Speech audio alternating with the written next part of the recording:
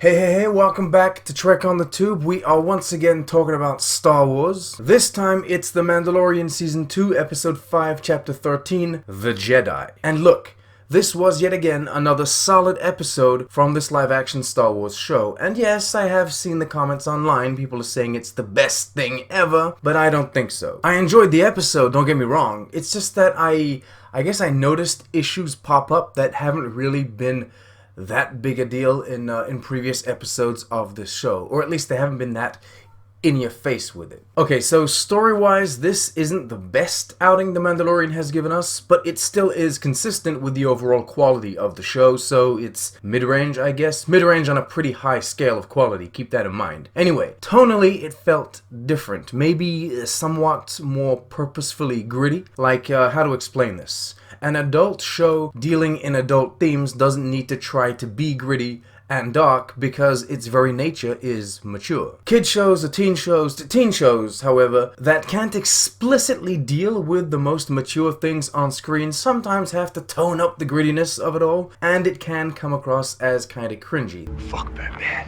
This episode never went that far. This ain't no Arrow or Titans, but still, it felt different tonally speaking, and that was ultimately because it was written by another person. To add to that, the story was pretty simple. Not that that bothers me. It was also, however, quite predictable, and that honestly did take away from it, just a bit. I mean, we knew that the Jedi Mando was looking for, or rather was gonna find, was gonna be this Ahsoka Tano because, well, we knew they had cast Rosario Dawson in the role, it had been announced that Ahsoka was coming to Season 2, and even I know who the hell Ahsoka is. So, yeah, obvious. And then, of course, they opened the episode with her, so it only made sense that the two of them would team up and defeat this one-off villain. It doesn't take a genius to figure that out. I guess it made sense to open with Ahsoka when you look at it that way. There was no point in trying to keep it a secret or keep the suspense going like we knew it was going to be her. So yeah, might as well give it to us right away, and I respect that. But then of course, the most evident plot point was that spear, right? The moment we learned it was made from the same material as his armor, I was like, wait a minute.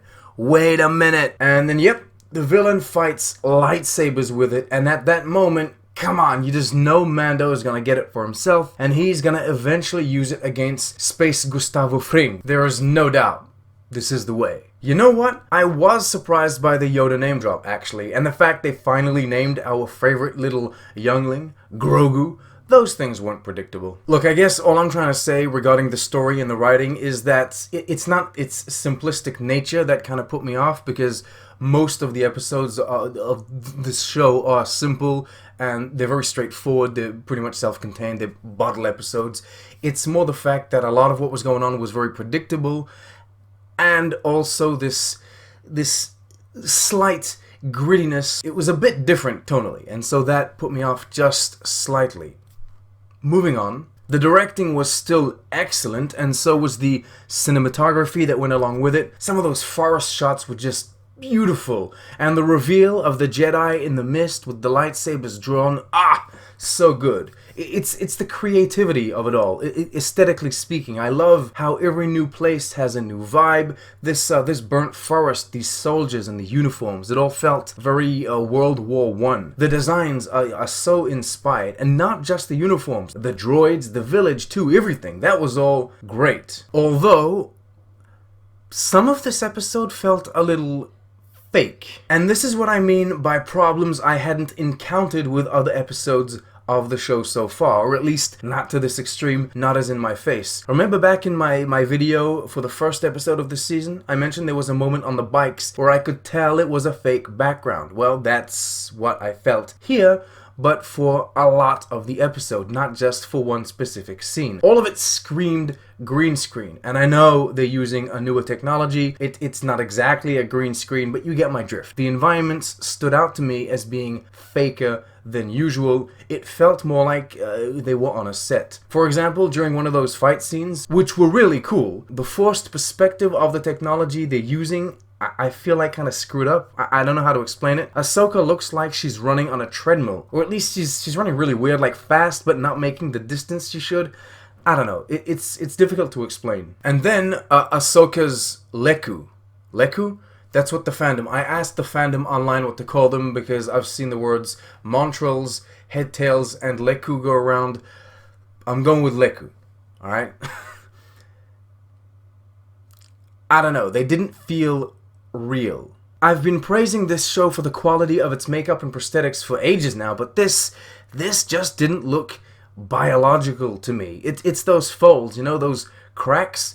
I would have preferred to see that cleaned up in post because, believe it or not, when I was watching the episode, I couldn't figure out if there was supposed to be an equivalent to hair, so a natural thing, or a coif of some kind, like a hat or a turban. So, yeah. Some issues that don't usually come up with the show, or that only ever have been minor details, came forward and put themselves right up front this time around. It's all of that prevents me from saying this is the best live-action Star Wars we've had in years. Although perhaps I simply don't have the investment required in the franchise to fully comprehend what Ahsoka on screen and the mere mention of Thrawn means to people. But hey, to me, those elements, as cool as they are, don't change what I was just talking about. Oh god, this makes it all sound like I didn't like the episode and thought it was bad. That's not the case.